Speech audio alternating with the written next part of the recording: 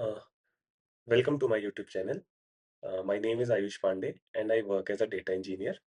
ये हमारी data brick series का सेकंड पार्ट है और इसमें हम लोग बात करेंगे मैजिक कमांड्स के बारे में, विजेट्स के बारे में और जो वेरियस डेटा फ्रेम्स के आउटपुट्स हैं उनके बारे में, डेल्टा लॉग के बारे में और इंक्रीमेंटल इंजेक्शन के बारे में।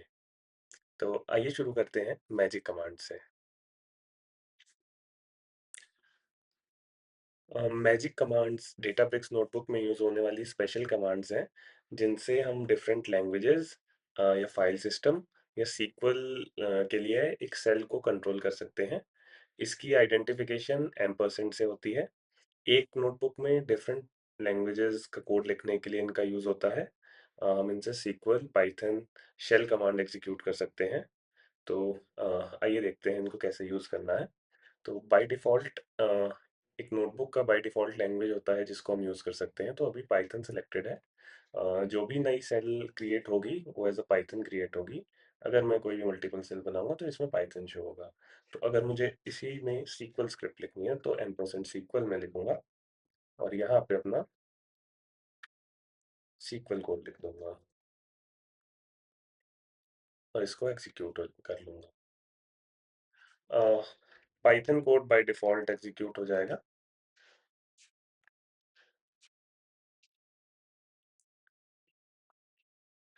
और अगर हमें फाइल सिस्टम का कोई कोड लिखना है, जैसे अगर मुझे लिस्ट डायरेक्टरी करना है, तो मैं अपनी एक डायरेक्टरी को लिस्ट करता हूँ, जैसे सी को ले लेते हैं। यहाँ से हमने इसका पाथ पिक किया।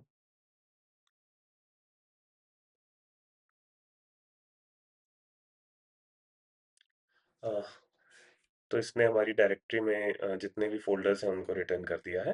तो इस तरीके से हम लोग एक नोटबुक में मल्टीपल लैंग्वेजेस के कोड लिख सकते हैं। ये यूज़फुल तब होता है जब हम कोई पाइपलाइन क्रिएट कर रहे हों, जहाँ हमें सीक्वल का भी कोड लिखना है, जहाँ हमें फाइल सिस्टम का भी थोड़ा-सा काम करना है और पाइथन का भी काम करना है। आइए बात करते हैं डेटाब्रिक्स में विजेट्स के बारे में। इससे हम अपनी नोटबुक को और डायनामिक और इंटरैक्टिव बना सकते हैं। बेसिकली रन टाइम पर कोई भी वैल्यू पास करने के लिए हम विजेट्स का यूज़ करते हैं। कोई भी पैरामीटराइज्ड पाइपलाइन बनाने के लिए हम विजेट्स का यूज़ करते हैं। अगर हम लोग कोई भी पैरामीटर की वैल्यू पाइपलाइन के थ्रू देते हैं, तो वो हम एज़ अ विजेट इनपुट ले सकते हैं अपने कोड में और पाइपलाइन को हार्ड कोडिंग से बचाने के लिए भी इसका यूज़ होता है। तो आइए देखते हैं हम लोग जो भी डिफरेंट टाइप ऑफ विजेट्स हैं और इसे हम लोग कैसे क्रिएट करते हैं। तो सबसे पहला विजेट है टेक्स्ट बॉक्स। इसमें हम लोग बस एक सिंपल बॉक्स क्रिएट कर पाएँगे जिसमें हम लोग कोई भी टेक्स्ट वैल्यू एक पास कर पाएँगे।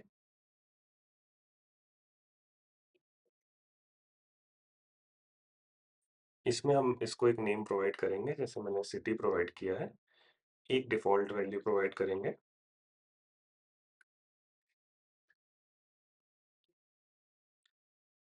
अब जैसे ही रन करते ही आप देख सकते हैं यहाँ पे एक सिटी नाम का विजेट क्रिएट हो गया है जिसमें एक टेक्स्ट बॉक्स है। और अगर मुझे ये वैल्यू कहीं भी इनपुट लेनी है, तो अगर मैं इसको एक वेरिएबल में ही इनपुट कराऊँ,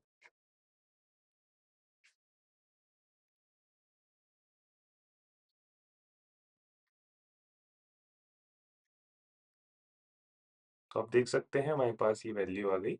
अगर इसी को चेंज करके मैं दिल्ली कर दूँ और यहाँ पे अपनी वैल्यू चेंज होके दिल्ली हो गई है। सेकंड टाइप ऑफ विजेट्स है ड्रॉप डाउन।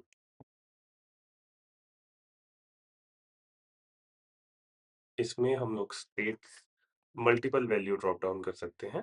जैसे इसमें हमने स्टेट्स दिया, एक डिफ़ॉल्ट वैल्यू दी, और इसके बाद हमने लिस्ट में मल्टीपल वैल्यूज़ पास कर दी।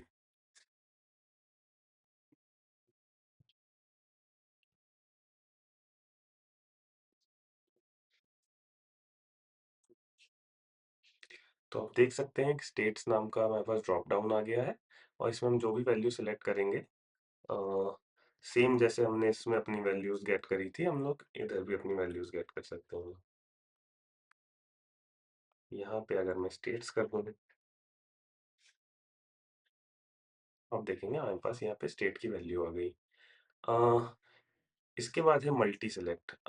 अगर मुझे इसी स्टेट में मल्टीपल वैल्यूज़ सेलेक्ट करनी पड़े, तो मैं इस यहाँ पे मल्टी सेलेक्ट का यूज़ करूँगा। मल्टी सेलेक्ट का भी सिंटैक्स सेम है, बस यहाँ पे आप अगर 2 या 3 स्टेट सेलेक्ट करके इसे रन करेंगे, तो आपके पास यहाँ पे 3 वैल्यूज़ आ जाएगी। अ, एक एग्ज़ाम्पल हम लोग देखते हैं कि अगर इसी को मुझे अपने कोड में यूटिलाइज़ करना हो विज़िट्स को तो कैसे करेंगे? सबसे पहले मैं सारे विज़िट्स रिमूव कर देता हूँ।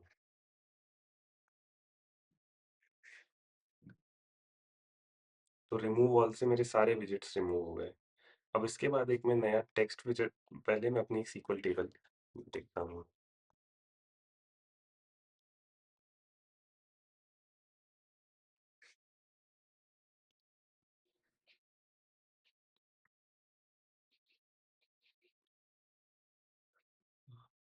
सपोज़ मुझे प्रोडक्ट कैटेगरी अ, ओपेल के लिए अपने सारे प्रोडक्ट्स को फ़िल्टर करना है और वो भी वैल्यू मुझे एक टेक्स्ट बॉक्स से चाहिए।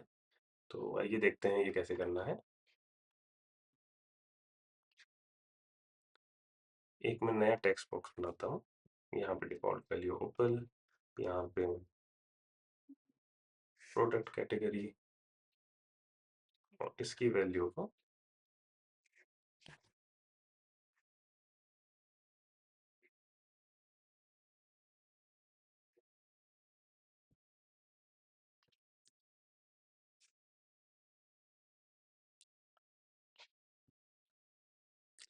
अब मेरे पास यहाँ पे प्रोडक्ट कैटेगरी की वैल्यू आ गई है अपने वेरिएबल में। तो अब मैं इसको यूज़ कर सकता हूँ। उसको यूज़ करने के लिए मैं स्पार्क SQL का यूज़ करूँगा।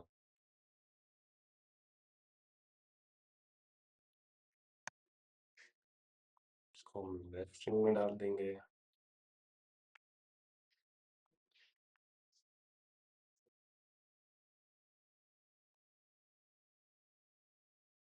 तो मैंने अपना वेरिएबल पास कर दिया।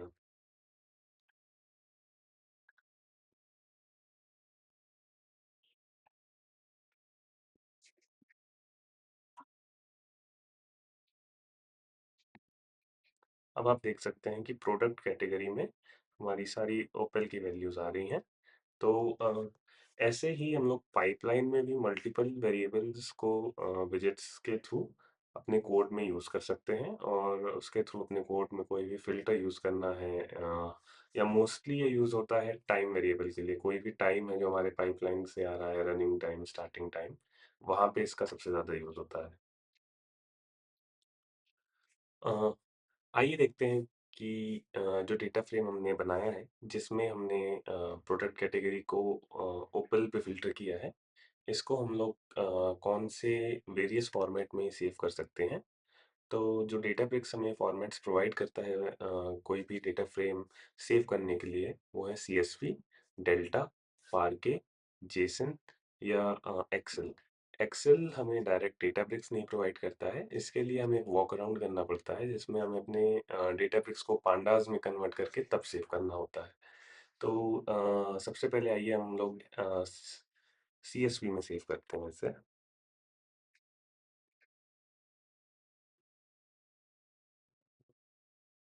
यहाँ पे हमें CSV फॉर्मेट स्पेसिफाई करना है। हम लोग यहाँ पे हेडर्स ट्रू का भी फॉर्मेट स्पेसिफाई कर सकते हैं और मोड भी स्पेसिफाई कर सकते हैं बेसिकली।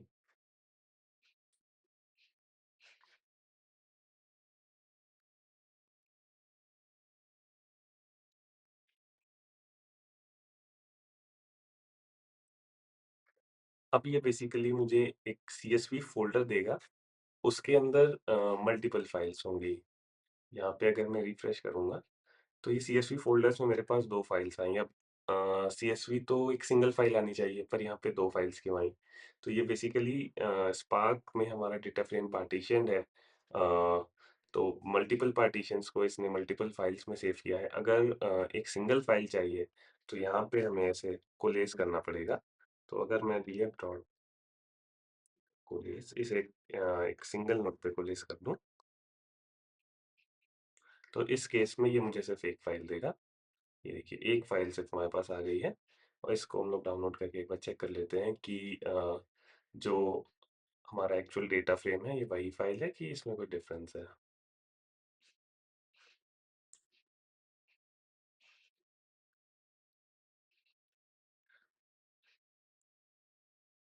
ओके, सो ये हमारी सेम फाइल है। डाउनलोड तो मैं आपको नहीं दिखा सकता, पर मैं इसी को डेटा फ्रेम में लोड करके आपको दिखाता हूँ।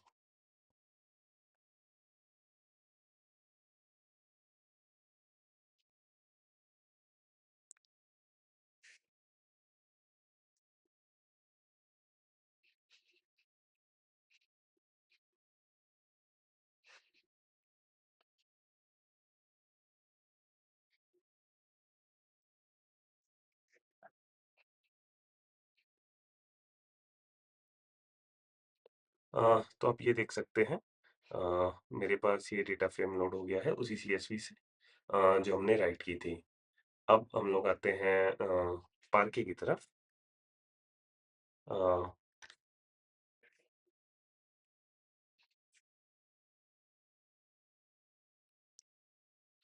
पार्के में हमें ये हेडर वाला ऑप्शन नहीं देना होता है।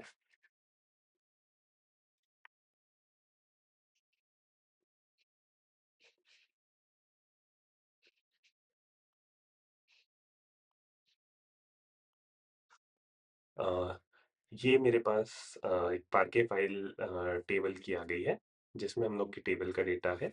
पार्के के जो एडवांटेजेस हैं सीएसवी के ऊपर, वो है कि पार्के हाईली कंप्रेस्ड होती है। मतलब अभी तो मेरे पास रिकॉर्ड्स इतने ज़्यादा नहीं हैं, तो आप ये देख सकते हैं सीएसवी अगर 11 केबी की थी, तो पार्के मेरी सिर्फ़ 3 केबी की है। ये हमें एडवांटेज तब देती है जब हमारे पास लैक्स ऑफ रोज़ होती हैं और तब हम अपनी टेबल को एज़ अ पार्के सेव करते हैं। अ, तब हमें फ़ाइल का जो साइज़ है उसमें बहुत नोटेबल डिफ़रेंस देखने के लिए मिलता है। और आइए अब डेल्टा की तरफ चलते हैं। जो हम लोग को हमारा थर्ड टॉपिक भी है डेल्टा, उसके बारे में हम लोग बात करते हैं।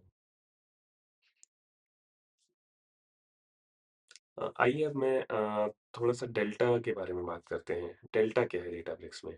तो डेल्टा एक ओपन सोर्स स्टोरेज लेयर है, जो कि अपाचे स्पार्क पे वर्क करता है। और मैं सिंपल लैंग्वेज में अगर बोलूँ, तो डेल्टा लेक पार्के और डेल्टा का यूज़ करके बनता है। तो पार्के तो मैंने आपको दिखा दी कैसे सेव होती है, और ये टॉपिक मैंने डेल्टा लेक से पहले इसीलिए दिखाया था कि मैं आपको डिफ़रेंस दिखा सकूँ कि डेल्टा पार्के के ऊपर बनती है, पर उसमें डिफ़रेंस क्या आता है। तो सबसे पहले मैंने जैसे पार्के सेव करी है, अगर आप पार्के फ़ोल्डर में देखेंगे, तो यहाँ मेरे पास सिर्फ़ पार्के फ़ाइल है, और अब मैं यहाँ पे एक डेल्टा फ़ोल्डर बनाऊँगा।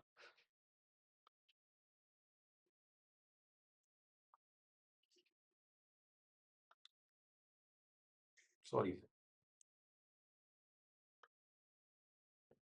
तो यहाँ पे मैंने एक डेल्टा फ़ोल्डर बना दिया है। पहले मैं देख लूँ कि पार्के तो खराब नहीं हुआ है। यस, ठीक है। तो आप डेल्टा में देख सकते हैं, मेरे पास वो पार्के फ़ाइल तो है, वो भी साइज़ भी सेम है, तो वो पार्के फ़ाइल सेम है, बट उसके अलावा एक एक्स्ट्रा फ़ोल्डर है मेरे पास डेल्टा लॉग। यही डेल्टा का कॉन्सेप्ट है। तो डेल्टा लॉग जो है, उसमें जेसन और सीआरसी फ़ाइल होती है। तो जेसन फ़ाइल जो मेरी होती है, ये ट्रांज़ैक्शनल फ़ाइल है, जिसमें डेल्टा में जो भी इंसर्ट, अपडेट, डिलीट हुआ है, वो स्टोर होता है। और जो भी स्कीमा चेंजेज़ है या टेबल का वर्ज़न है, वो मैं भी अभी आपको आगे चल के दिखाता हूँ, वो सब स्टोर होता है। और जो इसका मेन यूज़ है, अगर मेन यूज़ की बात करें, तो ये जो टाइम ट्रैवल में यूज़ होता है, मर्ज करते टाइम यूज़ होता है, और अपडेट जब हम लोग करते हैं तब यूज़ होता है। और बात करें सीआरसी की, तो ये चेकसम है या चेक पॉइंट फ़ाइल है, और ये हमारी जेसन फ़ाइल वैलिड है कि नहीं, ये बताता है। अ, तो आइए अब हमने जो टेबल सेव होती है उसका डिफरेंस तो देख लिया, डेल्टा और पार्के में। जो हम कहते हैं कि डेल्टा पार्के के ऊपर ही वर्क करती है, तो वो मैंने एक्सप्लेन किया आपको कि वो कैसे आप लोग फाइल में कैसे देख के समझ सकते हैं कि वो पार्के के ऊपर वर्क करती है। तो अब एक सिंपल सी टेबल मैं लिखता हूँ।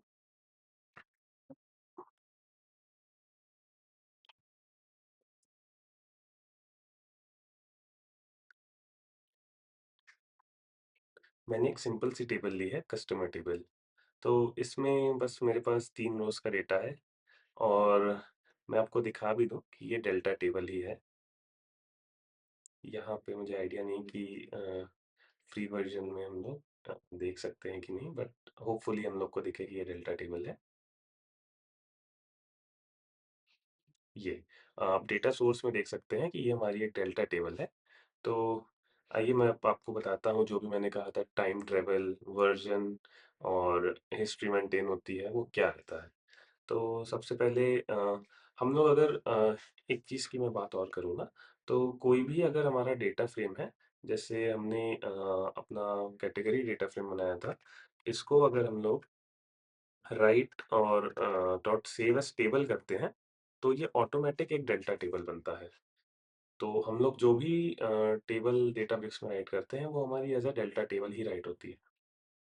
तो इस टेबल की सबसे पहले मैं आपको हिस्ट्री दिखाता हूँ कि इसमें मैंने कितने ऑपरेशंस परफ़ॉर्म किए हैं।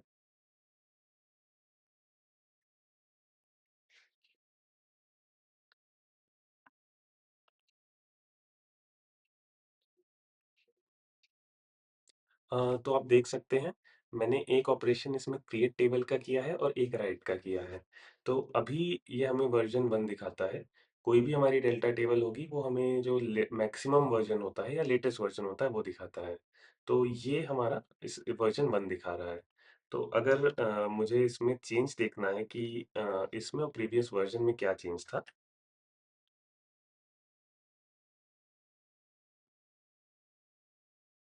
यहाँ मैं वर्ज़न एज़ ऑफ 0 कमांड डालूँगा। तो आप देख सकते हैं इसमें आ गया नो रोज़ इंसर्टेड।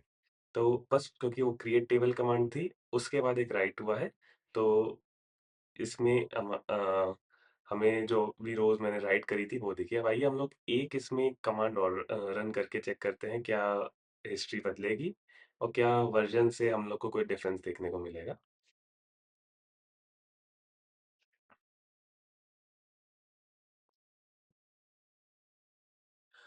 उससे पहले एक चीज़ और, जो भी डेल्टा लॉग के बारे में मैंने बात करी थी, अगर मैं अभी इस टेबल को सेव करूँगा, तो आइए इस टेबल को एक बार सेव करके देखेंगे कि अपडेट कमांड रन करने के बाद क्या चेंजेस हमें वहाँ पे देखने को मिलते हैं। तो सबसे पहले मैं एक डेटा फ्रेम में इस टेबल को रीड करा लूँगा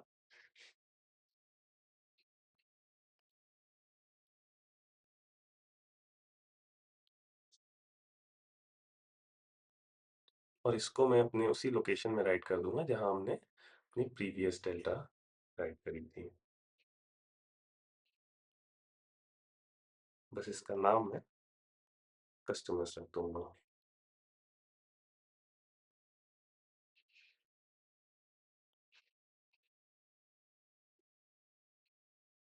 तो आप देख सकते हैं हमारे पास एक पार्के फाइल आ गई है और डेल्टा लॉग में अभी मेरे पास सिर्फ़ एक सीआरसी और एक जेसन फाइल है।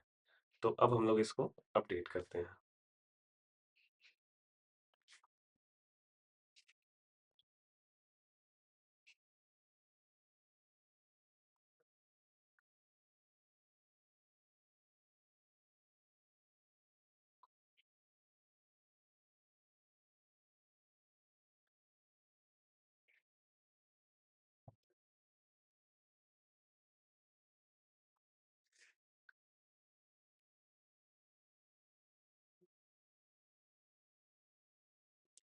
तो मैंने इसमें एक अपडेट परफ़ॉर्म कर दिया है। बेसिकली एक रो चेंज करी है, तो आइए देखते हैं हिस्ट्री में क्या चेंज आया है।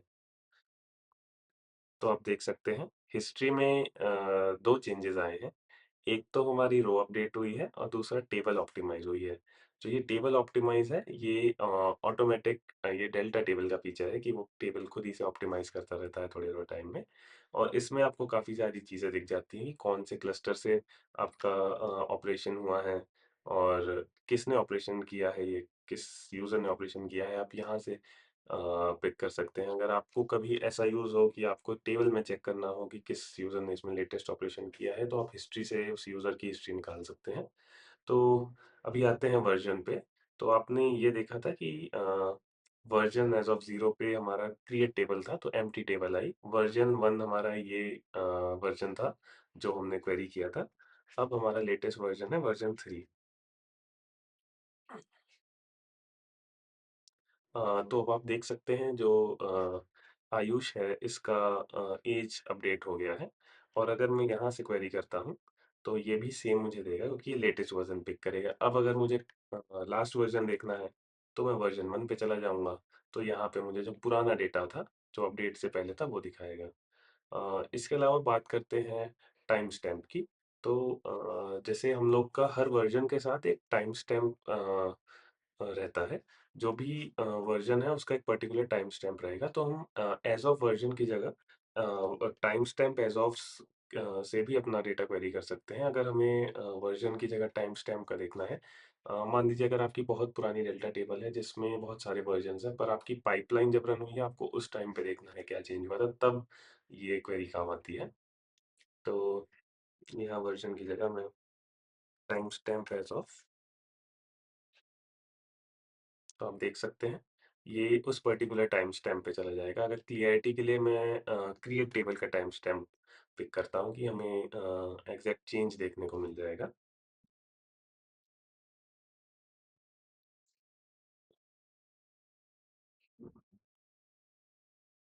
तो आपने देखा, जब मैंने क्रिएट टेबल का टाइम स्टैम्प चलाया, तो यहाँ पे मुझे एक एम्प्टी टेबल देखने को मिली। अ, एंड इसके अलावा एक हम वैक्यूम भी कर सकते हैं डेटा को। वैक्यूम बाय डिफ़ॉल्ट 7 डेज़ का होता है। बाय डिफ़ॉल्ट डेल्टा टेबल में आपका अगर वैक्यूम ऑन है, 7 डेज़ से पुराना डेटा डिलीट होता जाता है। उसको हम लोग चेंज भी कर सकते हैं। अगर हमें अपना पुराना डेटा नहीं रखना है, हिस्ट्री मेंटेन नहीं रखनी है, तो हम लोग वैक्यूम कमांड यूज़ करके अपना डेटा रिमूव कर सकते हैं। बट आइए अभी देखते हैं, ये जो मैंने डेल्टा सेव किया था, अभी मैंने इसको सेव नहीं किया है कुछ भी। तो अभी 1 पार के है और डेल्टा लॉग में सिर्फ हमारा 1 सीआरसी और जेसन है। अब मैं इसको सेव करता हूँ।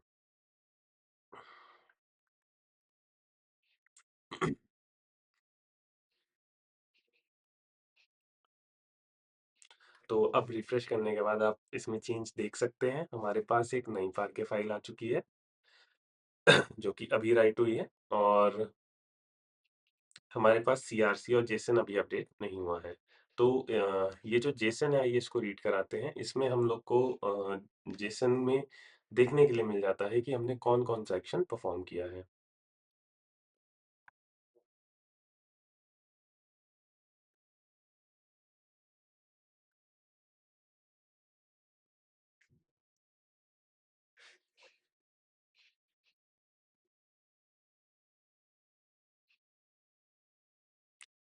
ओह! मैंने रिफ्रेश नहीं किया था। यहाँ पे आप देख सकते हैं एक नई जेसन और एक नई चेक पॉइंट बन चुकी गई है। तो यहाँ पे हमारा जो लेटेस्ट ऑपरेशन होता है उसके हिसाब से हमारी जेसन और चेक पॉइंट इंक्रीज़ होती रहती है। तो हम लोग जेसन रीड नहीं भी करा सकते हैं। तो एक ऑपरेशन और मैं परफ़ॉर्म करूँगा। आइए इसमें एक इंसर्ट ऑपरेशन परफ़ॉर्म करते हैं।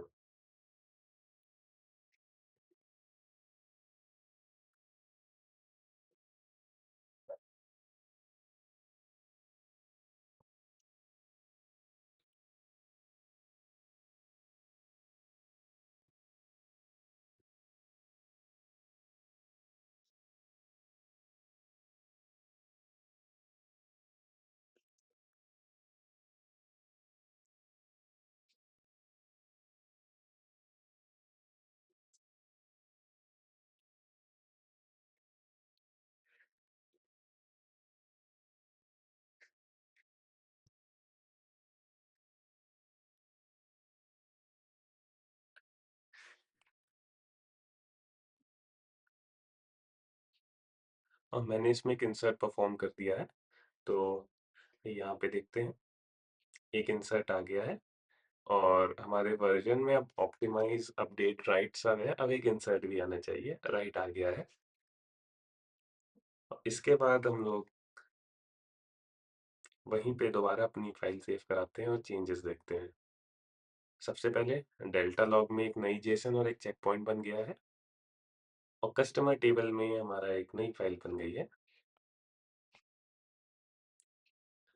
और आप देख सकते हैं मैंने मोड में ओवरराइट किया है। तो ऐसा नहीं था कि जो फाइल्स थी वो अपेंड हो रही थी। ये नॉर्मली अगर हम इसे एक्सटर्नल टेबल बनाते हैं तो हमें एक्सटर्नल लोकेशन पे ये चेंजेस देखने को मिलते हैं। हम जब भी कोई भी ऑपरेशन परफॉर्म करते हैं, एक नई पार्के बनती है और उसके करस्पॉन्डिंग एक जेसन और एक चेक पॉइंट फाइल बनती है। आइए बात करते हैं कि अब अगर हमें अपने डेटा फ्रेम को एज़ एन एक्सेल सेव करना होगा तो हम कैसे करेंगे? इसकी नीड हमें कब आती है? बेसिकली अगर हमारे टेबल के किसी कॉलम में मल्टीपल कॉमास हैं और हम उसे एज़ अ सीएसवी सेव करते हैं, तो डाउनलोड करने के बाद हमारी जो लाइन होती है सीएसवी में वो स्प्लिट हो जाती है। उन केसेज़ में हमें एज़ अ एक्सेल फाइल अपनी सेव करानी पड़ती है, जिससे कि हमारा जो कॉलम स्ट्रक्चर है वो इंटैक्ट रहे। यानी जितने कॉलम्स हैं एंड रिजल्ट्स में भी उतने ही कॉलम रहें, कॉमास के बेस में वो स्प्लिट ना हो। तो हम लोग डायरेक्ट कोई मेथड नहीं है एक्सेल में सेव कराने के लिए। इस यहाँ हम लोग को डेटा फ्रेम को पांडास में कन्वर्ट कराना होता है और फिर उसे एज़ एन एक्सेल सेव करना होता है। सपोज़ ये मेरा डेटा फ्रेम है और मान लीजिए मुझे इसे ही एज़ एन एक्सेल सेव कराना है, तो सबसे पहले मैं पांडास इम्पोर्ट करूँगा।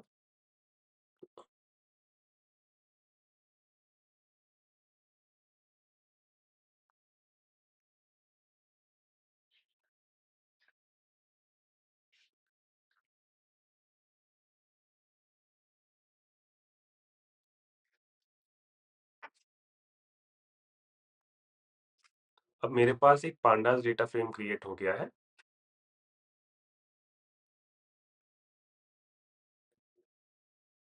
यहाँ पे मैं इसका नाम सेल्स डॉट एक्सेल लिख दूँगा और इंडेक्स इक्वल्स टू फॉल्स कर दूँगा।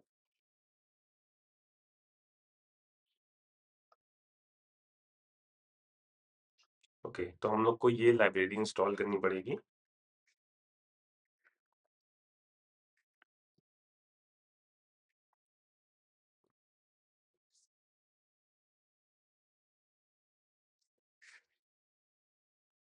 हम लोग को यहाँ पे एक एक्सक्लेमेशन मार्क लगाना होता है जिससे हमारी पिप कमांड वर्क करे। हम लोग इसे एम्परसेंड में भी यूज़ कर सकते हैं और एक्सक्लेमेशन में भी यूज़ कर सकते हैं। अब ये इंस्टॉल हो गया है। अब फिर से इस कमांड को रन करते हैं।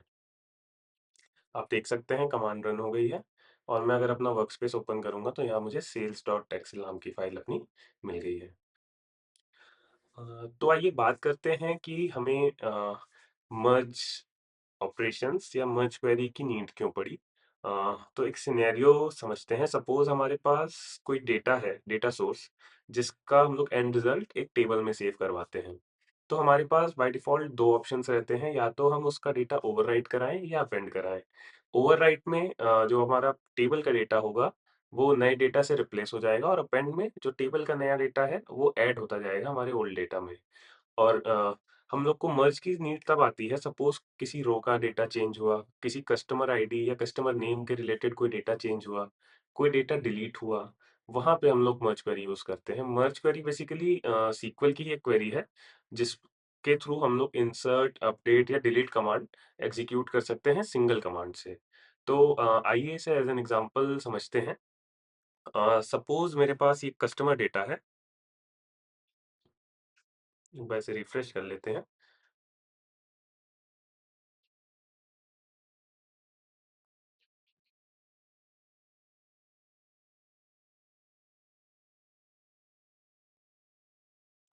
सपोज़ ये कस्टमर का डेटा है। अब मान लीजिए एक सिनेरियो लेते हैं कि मेरे पास एक नई टेबल आई, या इसका नया डेटा आया जिसमें एक रो अपेंड हुई है या रो ऐड हुई है। तो वो तो पहले मैं एक डेटा फ्रेम क्रिएट करता हूँ जिसमें मैं तीनों सिनेरियोज़ एक्सप्लेन करता हूँ।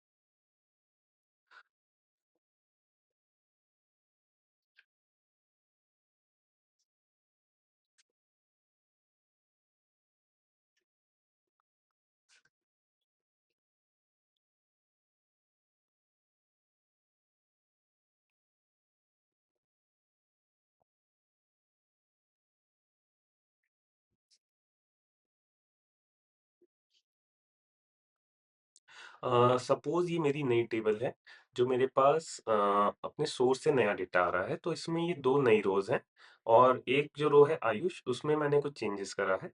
तो आइए देखते हैं मर्ज क्वेरी रन करने के बाद क्या होता है। मर्ज क्वेरी में बेसिकली हमें 2 चीज़ का ध्यान रखना होता है। एक होती है हमारी टारगेट टेबल और एक होती है सोर्स टेबल।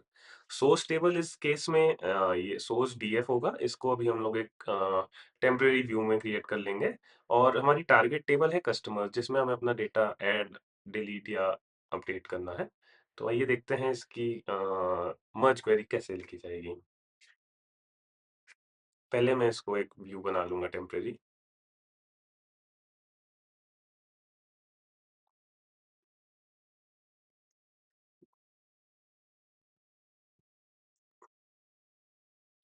तो मेरे पास सोर्स कस्टमर नाम से एक व्यू आ गया है।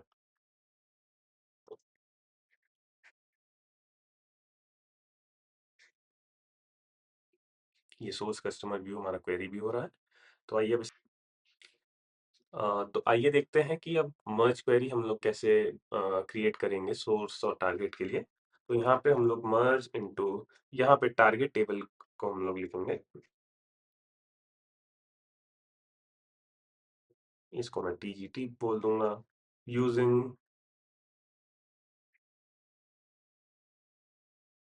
अब यहाँ पे हमें वो कॉलम स्पेसिफाई करना होगा जिसका यूज करके कोड सोर्स और टारगेट को मैप करेगा। तो बेसिकली यहाँ पे कस्टमर नेम है जिसके थ्रू मुझे मैपिंग क्रिएट करनी है और ये आपका सिंगल नहीं मल्टीपल रोज भी हो सकते मल्टीपल कॉलम्स भी हो सकते हैं। मान लीजिए आपके दो कॉलम्स मिलके एक किसी रो को यूनिकली आइडेंटिफाई करेंगे। तो आप on target dot customer name equals to source dot customer name and जो दूसरी कंडीशन है वो भी लगा सकते हैं। तो यहाँ पे मेरे पास एक कंडीशन है तो मैं उसको लगाता हूँ। तो अब यहाँ पे हमें बताना है कि जब दोनों व्हेन मैच्ड जब दोनों जगह वो चीज़ें मिल रही हैं, मान लीजिए आयुष नाम का जो कॉलम है वो रो है वो दोनों जगह मिल रही है तो उसको क्या करना है? तो जब दोनों जगह मिल रही है तो मुझे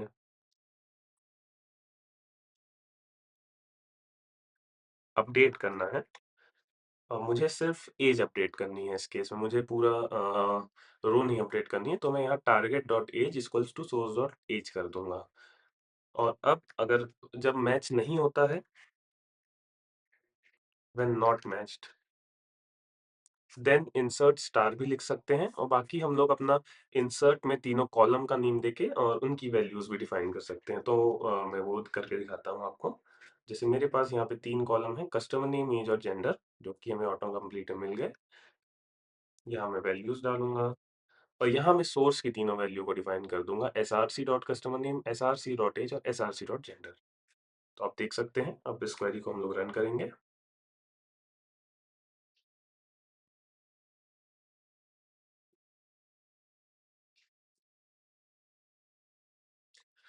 बेसिकली आप देख सकते हैं अफेक्टेड रोज़ टोटल जो है वो 3 है, जिसमें से 1 रो अपडेट हुई है जिसमें कस्टमर नेम आयुष रहा था और 2 रोज़ इंसर्ट हुई हैं क्योंकि उनकी कोई मैचिंग नहीं मिली हमें टारगेट में।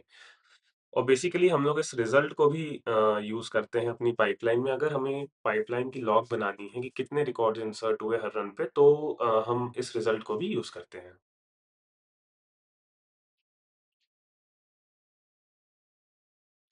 तो आप देखेंगे यहाँ पे अब रोज़ हमारे पास बढ़ गई हैं, आयुष वाली रो का डेटा अपडेट हो गया है और अगर मैं इसकी हिस्ट्री देखूँगा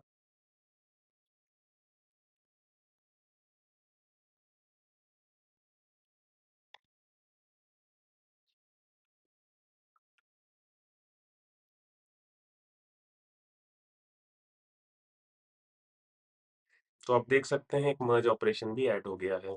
अगर आपने वीडियो शुरुआत में देखी होगी तो मैंने आपको बताया था कि राइट ऑपरेशन कब ऐड हुआ है, अपडेट और ऑप्टिमाइज़ कब हुआ है। तो ये था मर्ज क्वेरी के बारे में। बाकी अगर आपको वीडियो अच्छी लगी हो तो चैनल को सब्सक्राइब करिएगा, वीडियो को लाइक करिएगा और अगर मैं किसी भी चीज़ को इम्प्रूव कर सकता हूँ तो मुझे सजेशंस ज़रूर कमेंट बॉक्स में बताइएगा। Thank you.